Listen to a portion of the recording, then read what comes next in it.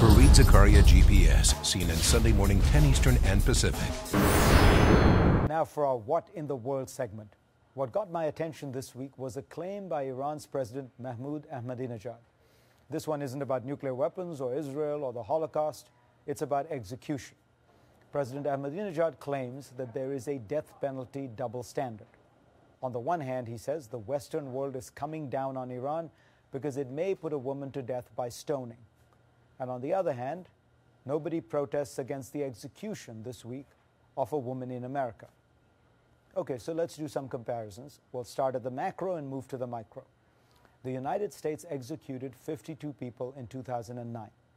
So far this year, 38 executions have taken place. Now, for those opposed to the death penalty, this is obviously 38 deaths too many. But in Iran in 2009, the regime put more than 388 people to death and has already executed 180 to date this year, according to Amnesty International. Amnesty says that included in last year's grim tally for Iran were 1 execution by stoning, 14 public executions, 77 killed by mass execution, and 5 people put to death for crimes they committed when they were under the age of 18. In the United States, there were no stonings, no public executions, no mass executions, and nobody executed for crimes committed as a juvenile. Amnesty says Iran executes people for political reasons and that they saw a huge spike in executions in the days and weeks after the disputed Iranian elections of last June of 2009. 112 people were executed, they say, that month alone. The United States, of course, does not execute people for political reasons. So what of these 2 specific cases? In Iran, it is this woman, Sakina Mohammadi Ashtiani, who has been sentenced to death by stoning.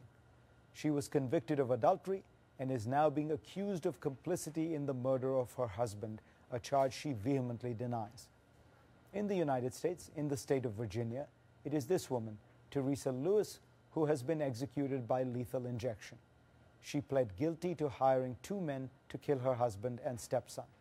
Lewis's supporters say she is mentally impaired, but the Supreme Court allowed her execution to continue. So again, whatever your views on the death penalty, you can see that these are different cases.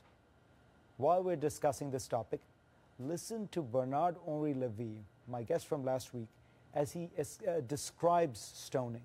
The men are buried till the waist in order to have a chance to escape. The women have no chance, buried till there.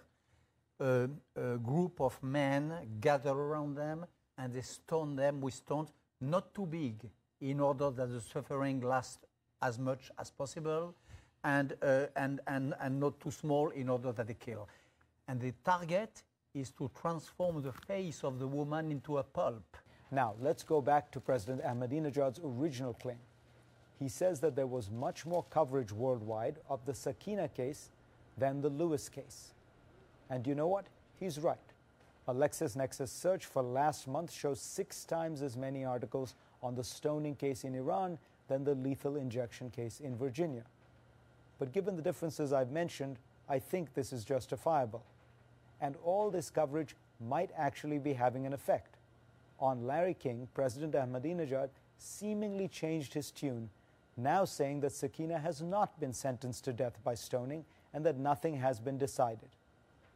So let's hope that Iran makes the right moral decision on this crucial case.